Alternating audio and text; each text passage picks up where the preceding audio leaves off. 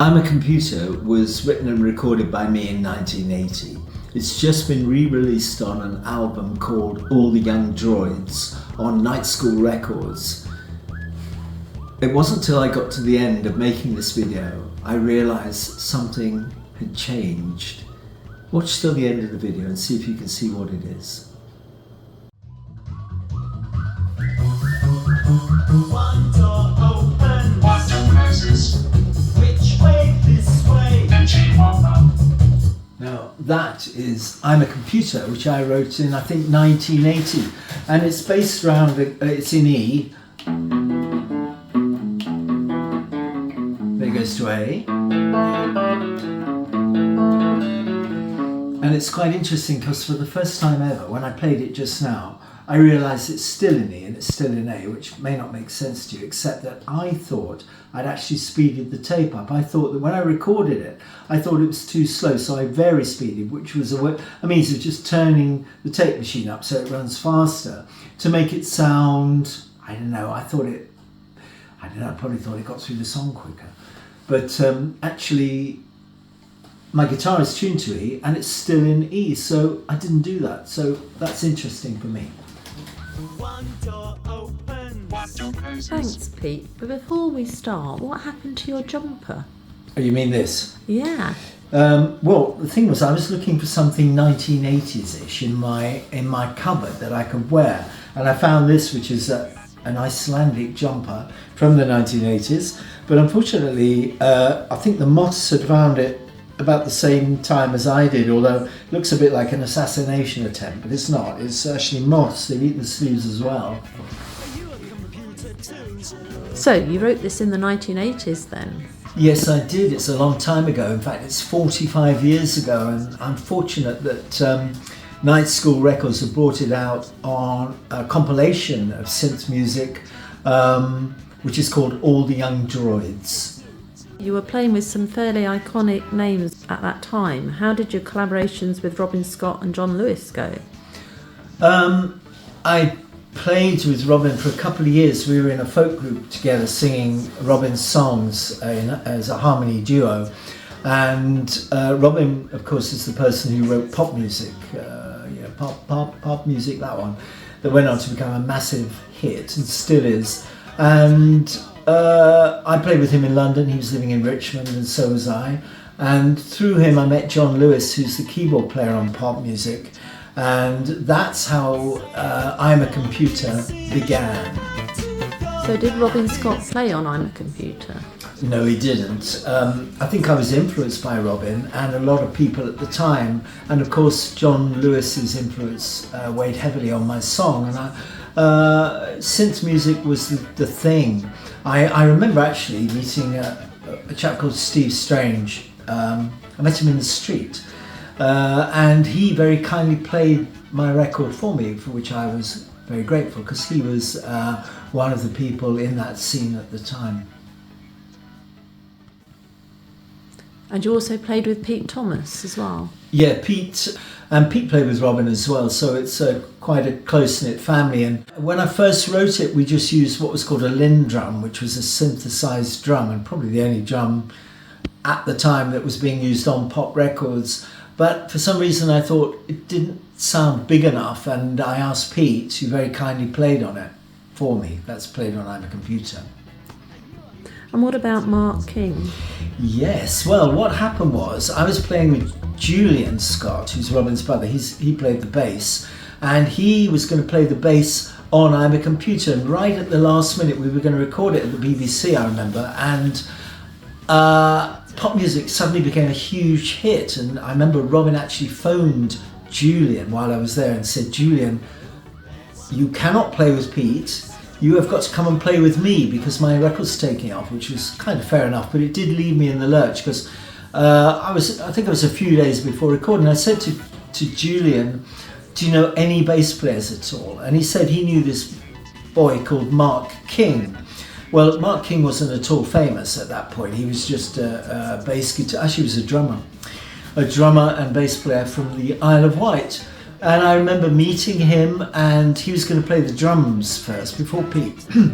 And I remember I had nothing. I had a guitar, I think we got a drum kit, but we didn't have a bass. And we went to Tooting to hire a bass. And while I was getting the bass, Mark King said to me, if you like, I'll play the bass for you. And I thought, well, I don't think so, Mark.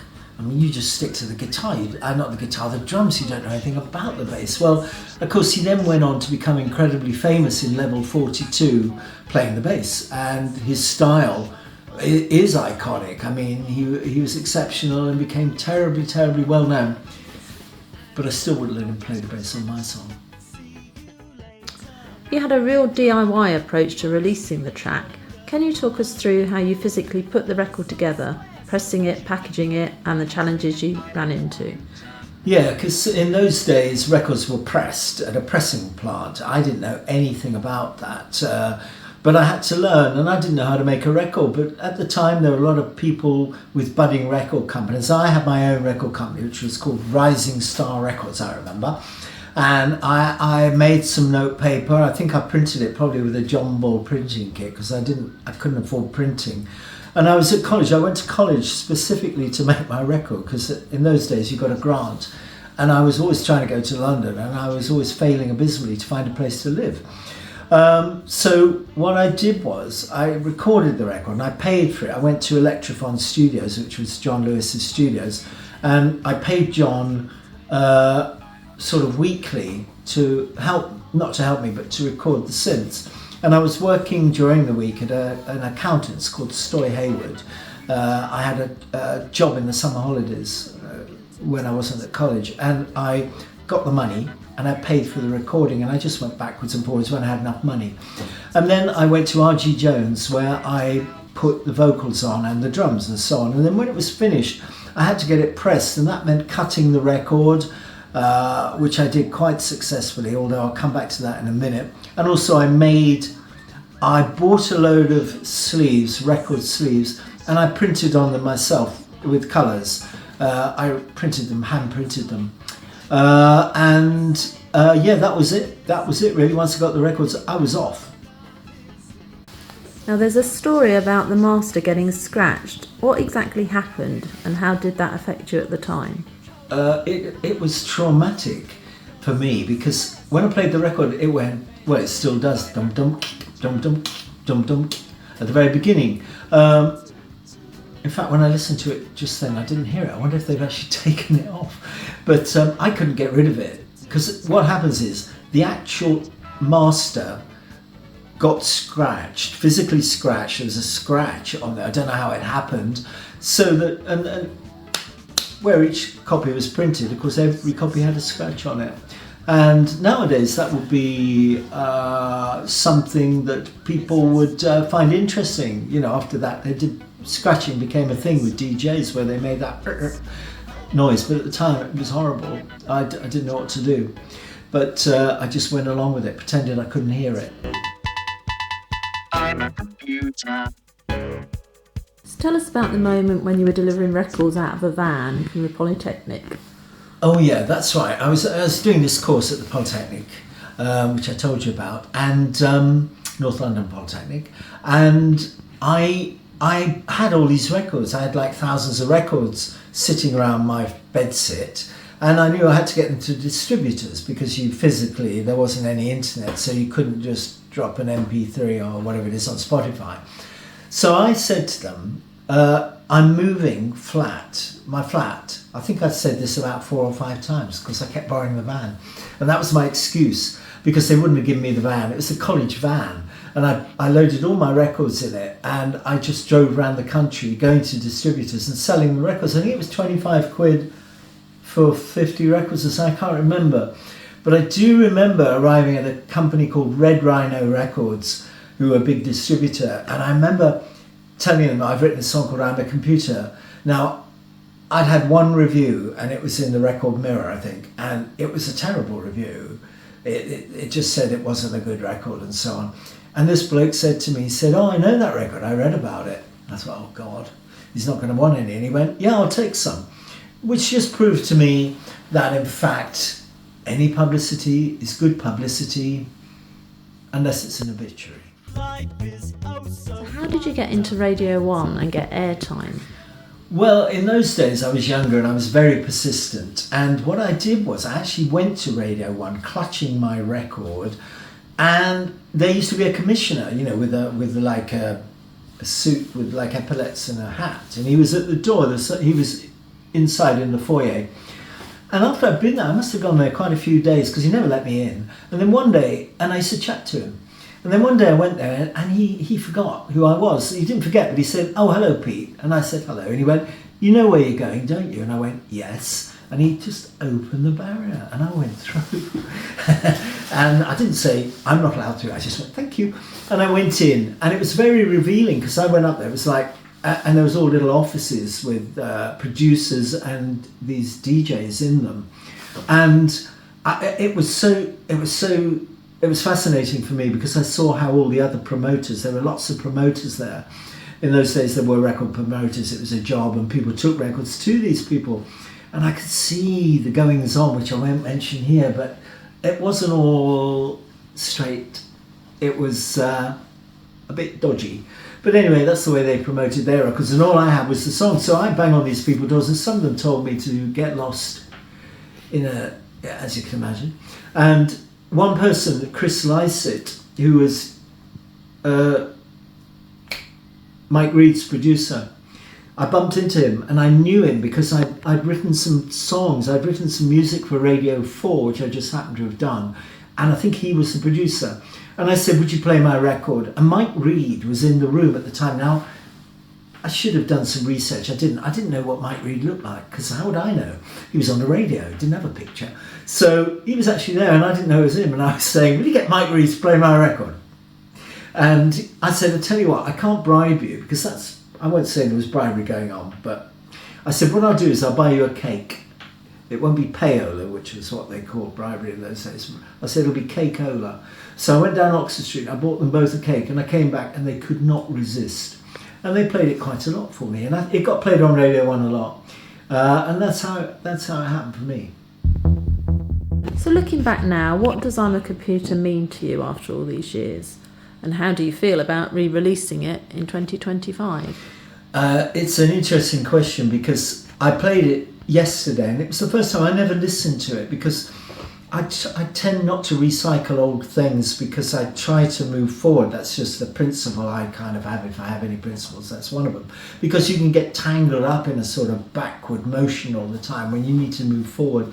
But I listened to it and I actually really liked it. I thought it was very good. I was amazed at my tuning because, in those days you didn't have any, you couldn't tune the pitch like you can on a computer, and pitch is good. It's all in tune, and you just sang it. You sang it. You could drop in and repeat bits. It's really good. I like it. It's really nice. And how do I feel about it being re-released? I'm glad it's being re-released because I did as much as I could at the time. Unfortunately, I was persuaded to stop making records. The college I was at got wind of what I was doing and said to me, "You either make records or you leave the college, one or the other." And I didn't have the confidence at the time to carry on making records. I was working on a shoestring. I had nothing. I was living on my grant, and I was literally carting records, drawing, album sleeves, writing songs. And it may not sound much, but at the time I was under a lot of pressure. I felt I was, and I was living on my own, and it was just me doing it. So I gave in and I gave up. So on that particular track. So it's great in a way that this is the second time, by the way, that it's been revived. It was on another album, I can't remember the name, but it was on another compilation with Cherry Red Records, which came out a couple of years ago. So I'm very pleased that people found it again.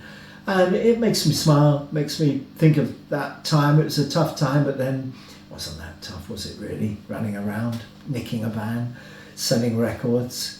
But anyway, it was good fun, and I like it. And as I said, if you want to hear it, it's on YouTube, and you can see all the Androids. If you type in the GooQ, because that was the name of the group, I've just mentioned that, why GooQ, GOO-Q. The reason was, I dreamt it. I woke up one morning going, GooQ, GooQ, like that.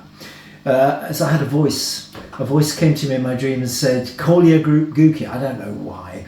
But anyway, that's why I thought, well, that's as good as any name. I didn't want to put my own name on it. I wanted a group name. And that's what it's called. So go on to find Imacomputer rather on YouTube. There's a picture. YouTube. All the young droids and the Goo Cube, Imacomputer. And I hope you enjoy it. Like and subscribe. Thank you very much for listening. And if you want to know more about me, I'm Pete Davies, Davies, and I'm on YouTube, and you can find all my recent songs there, including my latest, which is called She's Doing Well, How About You? Look for it, and I hope you enjoy it. Thank you. I've just had to listen to the song again, and I realised that the scratch I mentioned isn't there anymore.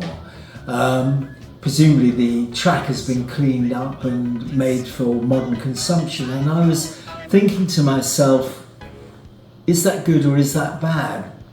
In fact, in one ways it's good because it solved the problem I had in 1980 when I was desperate to remove that scratch, which I saw as an impediment to the production of my song. I didn't think it would sell if it had a scratch on the beginning. But now I look back at it almost with a kind of nostalgia because it's something I remember. It was an imperfection in my song, and I wonder, should it have been left in? With today's technology, we can make anything clean, squeaky clean, and the way we like it, which is a good thing. So what do you think? Was it better to have it as it was when it was recorded in the days of analog and couldn't be removed? Or is it better to have it now? Live in a world where everything can be made the way we really intend it to be.